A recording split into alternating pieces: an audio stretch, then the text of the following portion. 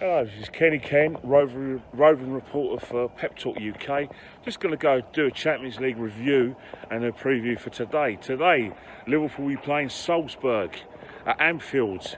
Liverpool have already lost their first game in Naples, and they'll be looking to get off the mark today. Also, we've got Chelsea will be travelling to northern France, where they'll be playing Lille in the Champions League. They've lost their first game against Valencia. And yesterday, Real Madrid pulled 2 goals back against Bruges, where they were 2-0 down. 2 goals by Denis and a goal by Sergio Ramos and Casemiro. Also, Man City won yesterday against Dinamo Zagreb at the City of Manchester Stadium. Goals by Raheem Sterling and Phil Foden. But a big game yesterday took place not too far from here in Haringey. N17, where Spurs were annihilated. Sorry, I'm so shocked by the result. I'm not even getting my words out. Spurs were fresh 7-2 by Bayern Munich at the Tottenham Hotspur Stadium. Watching the game, I thought the first half, I thought it was pretty even. I thought Spurs started fantastically well. Got the goal in the 12th minute through Song, good cross shot, and then after that, I thought Bayern Munich were coming to the game. They were controlling the midfield. I thought Bayern Munich were getting very much space around the Spurs penalty area. And on 14 minutes, Joshua Kimmich made it 1-1. And then just on the stroke of half-time, Lewandowski has made it 2-1. But even then, I thought Spurs were going to come out of traps. And I think they did come out of traps. And then, I have to say, it became the Serge Gnabry show, where Serge Gnabry scored 4 second-half goals alongside another goal by Lewandowski to make it 7-2. In between that, Spurs scored a penalty to make it 4-2, a goal by Harry Kane. But in terms of like the whole game itself, there were a lot of times when Arsenal were on the end of some really bad results against Bayern Munich. Remember, Arsenal lost 10-2 in aggregate in their last voyage in the Champions League. But the thing with, in terms of the context of the Bayern Munich's performance, I don't think anyone should be surprised by that, because Bayern Munich do have a habit of, seeing off their rivals and basically thrashing them. We only have to look at 2013 when they won their semi-final in aggregate at Barcelona 7-0.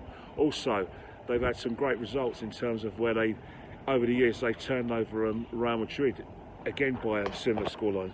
So I don't think there was any surprise. In terms of moving forward with Tottenham Hotspur, mathematically, I don't think there should be a problem. They've got a group of Red Star Brigade, and also they've got Olympiacos. So I think I can very much see Spurs bouncing back, and I think that Spurs players and the Spurs fans will be looking forward to Brighton away, where they're going to be looking to take frustrations out on the Seagulls. In terms of like turmoil with Spurs, I don't think there's any turmoil in the Spurs camp. What I would say is that perhaps the team's gotten very stale. I think Sergio Ramos is struggling at right back, and I think, any time now, I think Spurs fans will be looking forward to the return of Cole Walker-Peters, who's a more orthodox right back rather than an attacking one, which Sergio is. But it wasn't just Sergio at fault.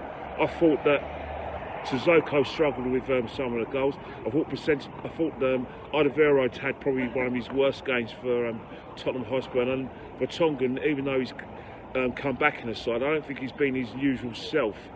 Because if you remember rightly, Vertonghen was originally left out of the first few games of the season. I don't know whether it was due to fitness or discipline, and there are rumours circulating regarding Vertonghen and his teammates. However, the scoreline is still a massive shock in terms of the fact that if you look at the contents of the game, Tottenham Hotspur played actually, for me, they actually looked quite good.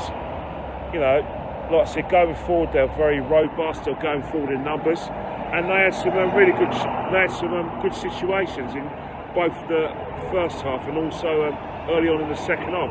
But it was one of those games where everything Gnabry did was quality. And if you look at the shots that he had on a goal, he had probably about six shots, and 5 of them were on target. Because remember, in the first half, before Spurs got their goal. Lloris made a fantastic save on a left foot drive. But moving forward, we'll never know how this will affect Tottenham Hotspur, but it's up to their players now. It's up to the club as well. Remember, last year they got to the Champions League final, and in order to rescue their season, they got to get some of that spirit back. But looking at mathematically, if you look at their matches since the calendar year to 2019, perhaps there should be some sort of concern, because if my memory serves me right, that's probably about 22 games they've lost this season.